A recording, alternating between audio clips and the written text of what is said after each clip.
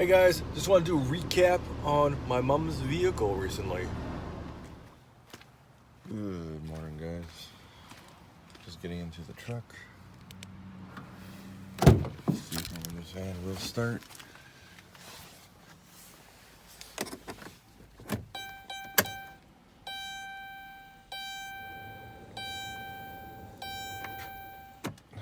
And there you have it. So what I've done now is taken off the terminal and put it back on the terminal to reset everything. So it is indeed a battery that is dead.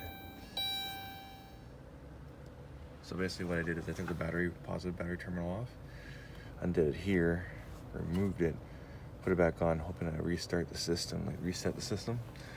And apparently that is not what's going to allow this thing to work. So now we're adding extra juice. And we're gonna turn it to on. Let's go start her up.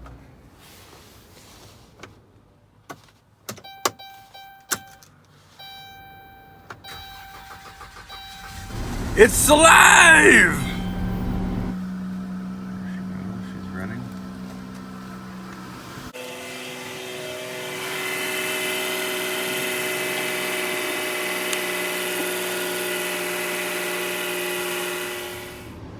So, long story short, guys, after you rushed all that, the van, does not have a battery interlock system like on the GMs, which is what I'm used to. That being said, I still got the vehicle started, as you saw. Mom went to work, and then at that point, while she was going to work, I got a few calls from her telling me what's going on with the vehicle. I'm just like, Mom, relax, you're gonna get to work, you'll be fine. Once she got to work, I waited for everything to open up, and I called in to the sales guy, got no answer from him whatsoever, not even a text back. But until he got my money, I got lots of texts. So anyways, I didn't really care. I kind of figured that was the case. I told my mom that was the case. The sales guy only likes you until you give them money. At that point, they're done with you. That goes for a lot of sales guys, not everyone, but if I ever get another vehicle, I won't be going through him, obviously. Anyways, so I called the Chrysler dealership that we went to. Then I called the Chrysler dealership that is close to her, and called the tow service to pick her vehicle up. And then I had to get her address where she was working that day. So I got the tow truck. This is all from the inside of this cab a couple days back. Anyways, so the tow truck goes, picks up the vehicle, takes it to the Chrysler dealership that's near her, which was like 400 Innisfil or something like that. And because she's working at a Rona there. And going forward, they'd let me know when the vehicle was there. It took them till about noon for them to get it in and take a look at it. I'm calling them, and Mom's like fretting, like, am I gonna get a vehicle? I'm like, guys, this is my mom's vehicle. I bought it for her. Just fix it up, do whatever you gotta do. If she needs a rental vehicle, let me know. Let's figure this out. Anyways, it ended up being that the battery was indeed dead. So I was right without even trying to diagnose it, which was awesome. Give myself a little pat on the back. And basically, they took her vehicle, fixed it, brought it back. They took her vehicle, brought it to the shop, fixed it, told her what was wrong with it, which one of the cells inside the battery was dead. So I'm not sure exactly how a battery is made up, so I really can't explain it too much, but maybe in a later vehicle I'll divulge into that kind of information. Then they drove out to her, picked her up around 3 o'clock or so, which is when her job was done, brought her back to her vehicle, gave her her keys and everything, and away she went. Thank you, warranty. Saved me a whole buttload of drama. I'm loving it. Yeah, there was a bit of issues with trying to keep on, like, she was like, this is a brand new vehicle, it's only 2,000 kilometers on it. And I'm like, Mom, I told you when you bought a brand new vehicle, and this goes for any vehicle, within the first 10,000 kilometers, you're going to have to iron out the bugs. And especially with the batteries these days, they come from overseas or wherever, and they just slap them together, send them on a ship or wherever it's going to be, and they sit for a while, for a long while. And then they charge them up, slap it in a vehicle, and away you go. It could be good for a year, it could be good for a month, it could be good for whenever. It's just the luck of the draw.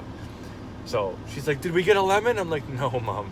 And there is something called lemon law. There's something like that. Like if you did get a lemon vehicle, which had a lot of problems, you actually can get the dealership to take the vehicle back, and they have to either buy you a new vehicle or give you an additional vehicle, which I have had to do this or explain this to people before, because a friend of mine had an $80,000 SUV. It was beautiful. The radiator went out in it. Radiator hose went out in it. The dealership said, yeah, keep driving, it'll be fine. We'll order the part and we'll get it fixed for you. Anyways, it had a catastrophic failure shortly right after that. So the engine's burnt down. And the dealership's like, no, we'll just fix it. You'll be fine. I'm like, no. You get that. You tell them. You quote lemon law. You tell them everything like that. And they will have to give you a new vehicle because they gave it back to you when it was already in a condition where it was going to have a catastrophic failure. So therefore, they are responsible for it. Because this vehicle that they're going to give back to you has had a burnt down engine. So there's things that have been overheated, things that are wrong, seals that are about to burst. You're going to have nothing but problems down the line. Give it back to them. It's their problem. They said you could drive it. They said it was fine. So they took ownership of the ability of that vehicle to maintain itself. It couldn't. It died. They're replacing it. So end of the story there is they got a brand new SUV with new model lines and everything. They were just over the moon. And I'm just like, yep, thanks for listening to me. So, anybody who's listened to this far, warranty dealerships can work in your benefit. And in this case, it saved me a whole lot of driving around, saved me taking time off work, and I'm just like, thank you. Peace.